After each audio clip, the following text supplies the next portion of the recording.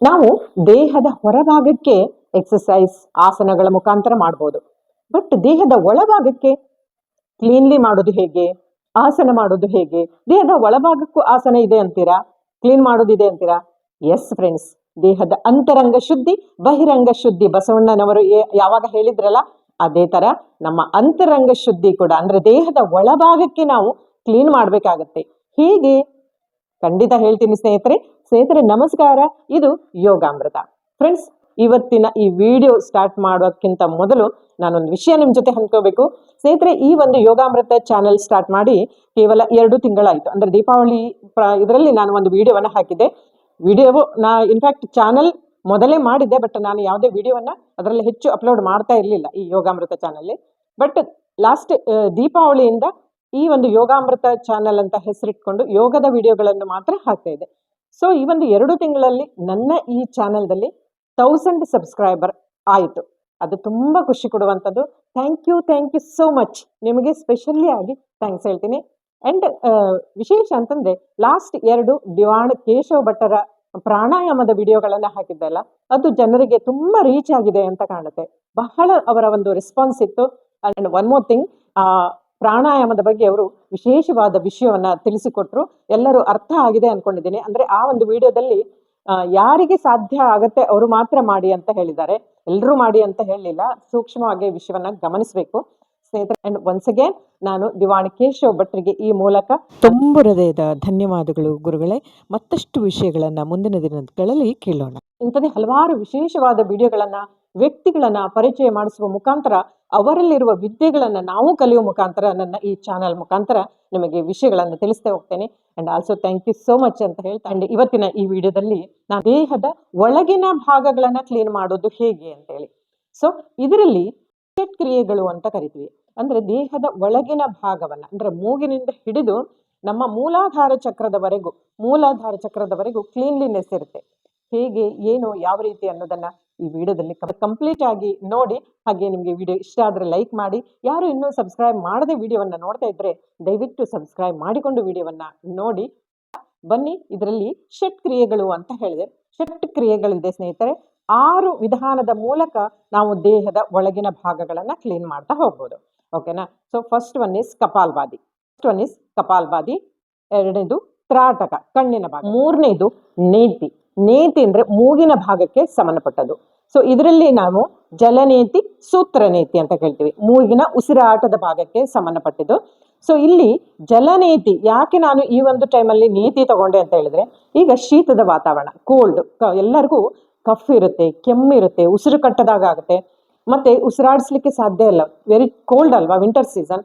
So ಆ ಮೂಗನ್ನ clean ಮಾಡೋದು ಹೇಗೆ ಅನ್ನೋದು ನಾನು ಈ ವಿಡಿಯೋದಲ್ಲಿ ಜಲನೇತಿ ಅಂತ ಹೇಳ್ತೀವಿ, ಅದನ್ನ ತೋರಿಸ್ತಾ ಇದ್ದೇನೆ. 4ನೇದು ದೌತಿ, ನೌಲಿ, ಬಸ್ತಿ. ಹೊಟ್ಟೆ ಭಾಗವನ್ನು ಕ್ಲೀನ್ ಮಾಡುವ ಮುಖಾಂತರ ನಾವು ದೇಹದ ಒಳಗಿನ ಭಾಗವನ್ನ ಕ್ಲೀನ್ ಮಾಡ್ಕೋಬಹುದು. ಸೊ ಈ 6 ಷಟ್ ಕ್ರಿಯೆಗಳ ಮೂಲಕ ನಮ್ಮ ದೇಹದ ಒಳಗಿನ ಭಾಗವನ್ನ ಕ್ಲೀನ್ ಮಾಡ್ಕೋಬಹುದು. ಸೊ ಸ್ನೇಹಿತರೆ, ಈಗ ನಾನು ನೇತಿ, ಸೊ ಕಪಾಲ್ಭಾತಿ ಒಂದು ಲಾಸ್ಟ್ ವಿಡಿಯೋದಲ್ಲಿ ನೋಡಿದ್ರಿ. ತ್ರಾಟಕದ ಬಗ್ಗೆ ಮುಂದೆ ಹೇಳ್ತೇನೆ. ಈಗ ನೇತಿ, ಜಲನೇತಿ ಹೇಗೆ ಮಾಡೋದು ಅಂತ ನೋಡುವ. ಸೊ ಈ ಜಲನೇತಿ ಮಾಡುವಾಗ ತುಂಬಾ ಹುಷಾರಿತನ ಬೇಕು, ಗುರುವಿನ ಮುಖಾಂತರ ಮಾಡಬೇಕು, ಅದರ್ವೈಸ್ ಮಾಡಲೇಬಾರದು. ಅಂಡ್ ಇನ್ಫಾರ್ಮೇಶನ್ ನಾನು ಹೇಳ್ತಾ ಹೋಗ್ತೇನೆ ಸ್ನೇಹಿತರೆ, ಎಲ್ಲೂ ಮಿಸ್ ಮಾಡಬೇಡಿ. ಯಾಕೆಂದ್ರೆ ಬಹಳ ವಿಶೇಷವಾದ ವಿಡಿಯೋ ಇದು, ವಿಶೇಷವಾದ ವಿಷಯ ಇದು. ಓಕೆನಾ? ಸೊ ಈ ನೇತಿ ಮಾಡ್ಲಿಕ್ಕೆ, ಜಲನೇತಿ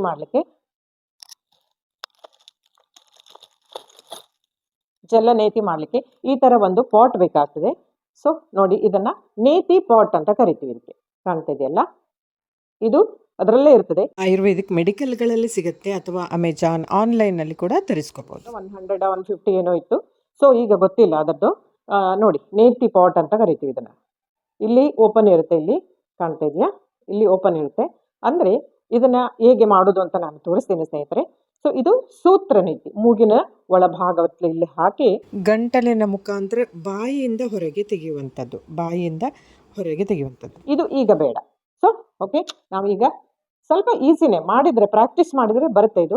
ಇದರಿಂದ ಲಾಭ ತುಂಬಾ ಇದೆ ಸ್ನೇಹಿತರೆ. ನಾನು ಮಾಡ್ತಾ ಎಲ್ಲವನ್ನ ಹೇಳ್ತಾ ಹೋಗ್ತೇನೆ. ಸೊ ಇದಕ್ಕೆ ನೀರನ್ನು ಹಾಕೋಬೇಕು, ಏನ್ ನೀರು, ಎಷ್ಟು ಹಾಕೋಬೇಕು ಅನ್ನೋದೆಲ್ಲವನ್ನ ನಾನು ಹೇಳ್ತೇನೆ. ಸೊ ಬನ್ನಿ ಸ್ನೇಹಿತರೆ. ನೇತಿ ಪಾಟ್ ಅಂತ ಹೇಳಿದ್ನಲ್ಲ, ಇದನ್ನು ಹೊರಗಡೆಯಿಂದ ತಂದರೆ ಅಥವಾ ಮೆಡಿಕಲ್ ಅಮೆಝಾನಲ್ಲಿ ಕೂಡ ಸಿಗುತ್ತೆ ಅಂತ ಹೇಳಿದೆ, ಆನ್ಲೈನಲ್ಲಿ ಪರ್ಚೇಸ್ ಮಾಡ್ಬೋದು. ಬಟ್ ಇದನ್ನು ತಂದ ತಕ್ಷಣ ಕ್ಲೀನಾಗಿ ನಾವು ಉಪಯೋಗಿಸುವ ಮೊದಲು ಕ್ಲೀನಾಗಿ ತೊಳ್ಕೊಬೇಕಾಗುತ್ತೆ. ಯಾಕಂದರೆ ಅದರ ಒಳಗಡೆ ಇರುವಂಥ ಅಥವಾ ಕಸ ಏನಾದ್ರು ಇದ್ದರೆ ಅದು ಪುನಃ ನಮ್ಮ ಮೂಗಿಗೆ ಹೋಗಬಾರ್ದಲ್ಲ. ಸೊ ನಾನಿದನ್ನು ಫಿಲ್ಟ್ರ್ ವಾಟ್ರಲ್ಲೇ ಕ್ಲೀನಾಗಿ ತೊಳಿತಾ ಇದ್ದೇನೆ. ಸೊ ಇದ್ರ ಜೊತೆಗೆ ನೇತಿ ಪಾಟ್ ಜೊತೆಗೆ ಆ ಸೂತ್ರ ನೀತಿ ಕೂಡ ಬಂದಿರುತ್ತೆ, ಎರಡೂ ಒಟ್ಟಿಗೆ ಬರುತ್ತೆ ಸ್ನೇಹಿತರೆ ಅದು. ಓಕೆನಾ? ಸೊ ಒಟ್ಟಿಗೆ ಬರುತ್ತೆ ನೋಡಿ. ಇದರ ಒಳಗಡೆ ಕ್ಲೀನಾಗಿ ತೊಳಬೇಕು. ನಾನು ಫಿಲ್ಟ್ರ್ ವಾಟ್ರಲ್ಲೇ ತೊಳಿತಾ ಇದ್ದೀನಿ. ಈಗ ಇದನ್ನು ಸಿಮ್ಮಲ್ಲಿ 1 ಲೀಟರ್ ನೀರಿಗೆ 1 ಟೇಬಲ್ ಸ್ಪೂನ್ ಸಾಲ್ಟ್ ಹಾಕ್ಕೋಬೇಕು.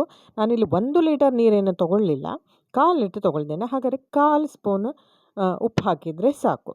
ಈಗ ಉಗುರು ಬೆಚ್ಚಗಾಗಬೇಕು, ತುಂಬ ಬಿಸಿ ಬಿಸಿ ಬಿಸಿ ಆಗಬೇಕಂತಿಲ್ಲ, ಯಾಕಂದರೆ ಮೂಗಿಗೆ ಹಾಕೋದಲ್ಲ, ಮೂಗು ಸುಟ್ಟೋಗ್ಬೋದು. ಲೈಟಾಗಿ ಬಿಸಿ ಆದರೆ ಸಾಕು. ಯಾಕೆಂದರೆ ಆ ನೀರಿನಲ್ಲಿರುವ ಎಲ್ಲ ಕ್ರಿಮಿಕೀಟಗಳು ಏನಾದ್ರು ಇದ್ದರೆ, ಹಾಗೆ ಮೂಗಿನಲ್ಲಿ ಏನಾದರೂ ಧೂಳು ಡಸ್ಟ್ ಇದ್ದರೆ ಈ ಲೈಟ್ ವಾಮ್ ವಾಟರ್ ಇದೆಯಲ್ಲ, ಲುಕ್ ವಾಮ್ ವಾಟರ್, ಅದು ಕಂಪ್ಲೀಟಾಗಿ ಹೊರಗೆ ಹೋಗುತ್ತೆ ಅಂತ. ಹಾಗೆ ಈ ವಾಟರನ್ನು ಸಲಾನ್ ವಾಟರ್ ಅಂತ ಕರಿತೀವಿ. ಸೊ ಈಗ ನಮಗೆ ಇದು ಬೇಕಾಗಿರುವಂಥ ಐಟಮನ್ನು ಹೇಳಿಬಿಡ್ತೇನೆ. ನಾನು 1 ಗ್ಲಾಸಷ್ಟು ನೀರು ತೊಗೊಂಡೆ, ಅಂದರೆ ಅಲ್ಲಿ 1 ಪಾಟಷ್ಟು ನೇತಿ ಪಾಟ್ ಹೇಳಿದ್ನಲ್ಲ, 1 ಪಾಟ್ ಸಾಕು. 1 ಕರ್ಚಿಫ್ ಬೇಕು. ಮೇನಾಗಿ ಒಂದು ಬಟ್ಟೆ ಇಟ್ಕೊಳ್ಳೇಬೇಕು, ಯಾಕಂದರೆ ಮೂಗಲ್ಲಿ ನೀರು ಉಳಿಯುತ್ತೆ ಹಾಗೆ ಮಾಡುವಾಗ. ಮತ್ತು ಮೂಕೋಸು ಬರ್ತಾ ಇರುತ್ತೆ. ಇದು ಮಾಡಿದ ತಕ್ಷಣ ಒಂದು ಅರ್ಧ ಗಂಟೆವರೆಗೂ ನಮಗೆ ಮೂಗಲ್ಲಿ ಮೂಕೋಸು ಅಂದರೆ ಸುಂಬಳಗಳು ಅಥವಾ ಅಲ್ಲಿ ಸಿಕ್ಕೊಂಡಿರುವಂಥ ಡಸ್ಟ್, ಧೂಳು ಏನಿರುತ್ತೆ, ಕಸ, ಅದೆಲ್ಲ ಹೊರಗೆ ಹೋಗುತ್ತೆ. ಸೊ ಈಗ ಫುಲ್ ಮಾಡಿದ್ದೇನೆ, 1 ಪಾಟ್ ಒಳಗೆ ಫುಲ್ ಮಾಡಿದ್ದೇನೆ. ಈಗ ನೋಡಿ, ನನ್ನ ಕಾಲನ್ನು ಸ್ವಲ್ಪ ಅಗಲವಾಗಿ 2 ಫೀಟಷ್ಟು ಅಗಲ ಇರಲಿ. ಈಗ ನಾನು ಬಲಗೈಯಲ್ಲಿ ನೇತಿ ಪಾಟನ್ನು ಹಿಡ್ಕೊಂಡಿದ್ದೇನೆ. ಬಲಗೈಯಿಂದ ಮಾಡುವಾಗ ಬಲ ಮೂಗಿನ ಹೊರಳಿಗೆ ನೇತಿ ಪಾಟನ್ನು ತುದಿಯನ್ನು ಫುಲ್ ಮೂಗಿನ ಮುಂದುವರೆಗೆ ಹಾಕೋದಲ್ಲ, ಜಸ್ಟ್ ಅಲ್ಲಿ ಹಾಕೋಬೇಕು. ಮತ್ತು ಅಲ್ಲಿ ಯಾವುದೇ ರೀತಿಯ ಗ್ಯಾಪ್ ಇರಬಾರ್ದು. ಪುನಃ ಅದೇ ಮೂಗಲ್ಲಿ ನೀರು ಬರಬಾರ್ದಲ್ಲ, ಇಲ್ಲಿಂದ ಹಾಕಿದ ನೀರು ಈಚೆ ಬರಬೇಕು.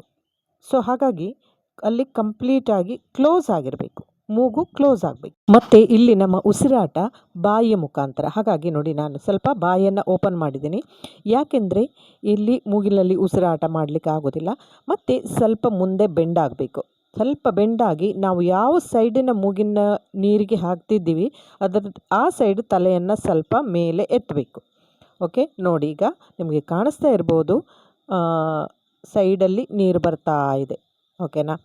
ಸೊ ಸ್ನೇಹಿತರೆ, ಇದನ್ನು ಈ ನೇತಿ ಮಾಡೋದ್ರಿಂದ ಎಷ್ಟು ಉಪಯೋಗ ಇದೆ ಅಂತ ಹೇಳಿದರೆ, ಯಾರಿಗೆಲ್ಲ ಶೀತದ ಪ್ರಾಬ್ಲಮ್ ಇದೆ, ಸೈನಸ್ದ ಪ್ರಾಬ್ಲಮ್ ಇದೆ, ಅಥವಾ ಮೂಗು ಅಲರ್ಜಿ ಆಗ್ತಾ ಇರ್ತದೆ, ಯಾವಾಗಲೂ ಸೀನ್ತಾ ಇರ್ತಾರೆ, ಕಫ ಬರ್ತಾ ಇರುತ್ತೆ, ಜಲದೋಷ ಇದ್ದವರು, ಉಸಿರಾಟದ ತೊಂದರೆ ಇದ್ದವರು, ಮತ್ತು ಶ್ವಾಸಕೋಶದ ಸಮಸ್ಯೆ ಇದ್ದವರು, ಮತ್ತು ಇದು ಮಾಡೋದ್ರಿಂದ ಸ್ಮರಣ ಶಕ್ತಿ ಕೂಡ ಜಾಸ್ತಿ ಆಗುತ್ತೆ, ಮೆಮೊರಿ ಪವರ್ ಕೂಡ ಜಾಸ್ತಿ ಆಗುತ್ತೆ. ಸ್ನೇಹಿತರೆ, ಮುಖ್ಯವಾಗಿ ಸೈನಸ್ ಪ್ರಾಬ್ಲಮ್ ಇದ್ದವರಂತೂ ಇದನ್ನು ಮಾಡಲೇಬೇಕು. ಈಗ ನೋಡಿ, ನಾನು ಈ ಕಡೆ ಲೆಫ್ಟ್ ಕಡೆ ತೊಗೊಂಡೆ. ಲೆಫ್ಟ್ ಕಡೆ ಮಾಡುವಾಗ ಲೆಫ್ಟ್ ಹ್ಯಾಂಡಲ್ಲಿ ಇಟ್ಕೊಳ್ಳಿ. ರೈಟ್ ಸೈಡ್ ಸ್ವಲ್ಪ ಬೆಂಡಾಗಿ, ಲೆಫ್ಟ್ ಸೈಡ್ ಸ್ವಲ್ಪ ಮೇಲೆತ್ತಿ. ಈಗ ಮುಖವನ್ನು ಮೇಲೆದ್ದಾಗ ಈಗ ಈಸಿಯಾಗಿ ಬರುತ್ತೆ. ಇದನ್ನು 2-3 ಸಲ ಮಾಡುವಾಗ ಸ್ವಲ್ಪ ತೊಂದರೆ ಆಗ್ಬೋದು, ಅಂದರೆ ಬರದೇ ಇರ್ಬೋದು, ಅಥವಾ ಅದೇ ಮೂಗಲ್ಲೇ ನೀರು ಬರುತ್ತೆ ಅಂತ ಅನಿಸ್ಬೋದು, ಅಥವಾ ಗಂಟ್ಲಿಗೆ ಹೋಗ್ಬೋದು, ಬಾಯಿ ಮುಖಾಂತರ ಬರ್ಬೋದು, ಹೀಗೆಲ್ಲ ಆಗುತ್ತೆ. ಬಟ್ ಏನು ತೊಂದರೆ ಇಲ್ಲ. ಬಟ್ ಏನು ಕೇಳಿದರೆ ಸ್ನೇಹಿತರೆ, ವಿಷಯ ಗಂಭೀರ. ಗುರುವಿನ ಮೂಲಕವೇ ಮಾಡಬೇಕು. ಯಾರಾದರೂ ಯೋಗ ಟ್ರೇನರ್, ಥೆರಪಿಸ್ಟ್ ಅಥವಾ ಆಯುರ್ವೇದಿಕ್ ಡಾಕ್ಟ್ರ್ ಇದ್ದಲ್ಲಿ ಮಾಡಿ. ಮತ್ತು ಎಲ್ಲರಿಗೂ ಎಲ್ಲ ಕ್ರಿಯೆ ಮಾಡಬೇಕಂತಿಲ್ಲ. ತಪ್ಪಾದ ವಿಧಾನದಿಂದ ಕೂಡ ತೊಂದರೆ ಇದೆ. ಸೊ ಹಾಗಾಗಿ ಗುರುವಿನ ಮುಖಾಂತರ ಮಾಡಿ. ಸೊ ಸ್ನೇಹಿತರೆ, ಈಗ ಆಗಿದೆ. ಈಗ ಆದ ತಕ್ಷಣ ಹಾಫ್ ಬೆಂಡ್ ಮಾಡಿ ಎಲ್ಲ ಮೂಗಳಿಗಿರುವಂಥ ನೀರನ್ನು ಹೊರಗೆ ಹಾಕಬೇಕು. ಬೆಂಡ್ ಮಾಡುವಾಗ 2 ಕೈಯನ್ನು ನಿಮ್ಮ ಮಂಡಿ ಮೇಲೆ ಇಟ್ಕೋಬೇಕು. ಈ ಥರ ಫುಲ್ ಮೂಗೊಳಗಿರುವ ನೀರನ್ನು ಹೊರಗೆ ಹಾಕಲೇಬೇಕು. ಯಾಕೆ ಇಲ್ಲ ಅಂದರೆ ಒಂದು ಥರ ಕಿರಿಕಿರಿ ಆಗುತ್ತೆ, ಅಲವರಿಕೆ ಆಗುತ್ತೆ, ಅಥವಾ ತಲೆನೋವು ಕೂಡ ಬರ್ಬೋದು. ಇದೆಲ್ಲ ಸಮಸ್ಯೆ ಆಗೋ ಚಾನ್ಸ್ ಇದೆ. ಮೇನಾಗಿ ಇದು ಬಹಳ ಮುಖ್ಯವಾದ ವಿಚಾರ. ಇದು ಮೂಗಿನಲ್ಲಿರುವ ಎಲ್ಲ ನೀರನ್ನು ಅದು ಕಸದ ಜೊತೆ ಧೂಳಿನ ಜೊತೆ ಹೊರಗೆ ಬರುತ್ತೆ. ಅದು ಪೂರ್ತಿಯಾಗಿ ಹೊರಗೆ ಬರುತ್ತೆ. ಒಂದು ಅರ್ಧ ಗಂಟೆ ನಿಮಗೆ ಕೆಲವು ಮುಖೋಷ್ಟ ಅಂದರೆ ಸಿಂಬಳ ಬರ್ತಾ ಇರುತ್ತೆ.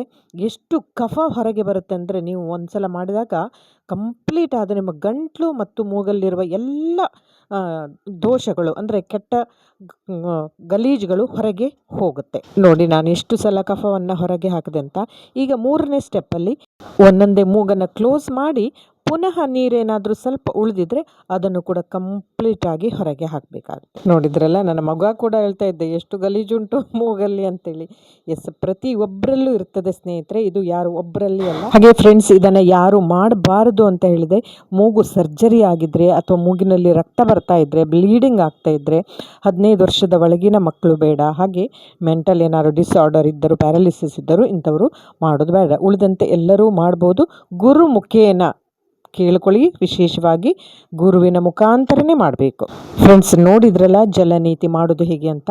ಫ್ರೆಂಡ್ಸ್, ಇತ್ತೀಚಿನ ದಿನಗಳಲ್ಲಿ ಯೋಗದ ಬಗ್ಗೆ ಸಾಕಷ್ಟು ಅಡ್ವರ್ಟೈಸ್ ಆಗಿದೆ ಹೊರತು ಇಂಥ ಷಟ್ಕ್ರಿಯೆಗಳು ಯಾರೂ ಮಾಡಿಸ್ಲಿಕ್ಕೆ ಹೋಗೋದಿಲ್ಲ. ಯಾಕೆಂದರೆ ಒಂದು ಅವರಿಗೆ ಬರೋದಿಲ್ಲ, ಇಲ್ವಾ ಒಂದು ಅವರ ಸೆಂಟ್ರ್ ಚಿಕ್ಕದಾಗಿರುತ್ತೆ, ಯೋಗಕ್ಕಷ್ಟೇ ಪ್ರಾಶಸ್ತ್ಯ ಕೊಡ್ತಾರೆ ಹೊರತು ಬೇರೆದಕ್ಕಿಲ್ಲ. ಸೊ ಫ್ರೆಂಡ್ಸ್, ನೋಡಿದ್ರಲ್ಲ ಜಲನೀತಿ.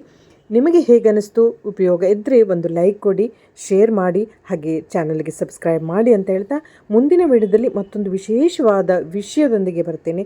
ಅಲ್ಲಿವರೆಗೂ ಥ್ಯಾಂಕ್ಸ್ ಫಾರ್ ವಾಚಿಂಗ್. ನಮಸ್ಕಾರ. ನಮ್ಮ ಆರೋಗ್ಯ ನಮ್ಮ ಕೈಯಲ್ಲಿ. ನಮಸ್ಕಾರ.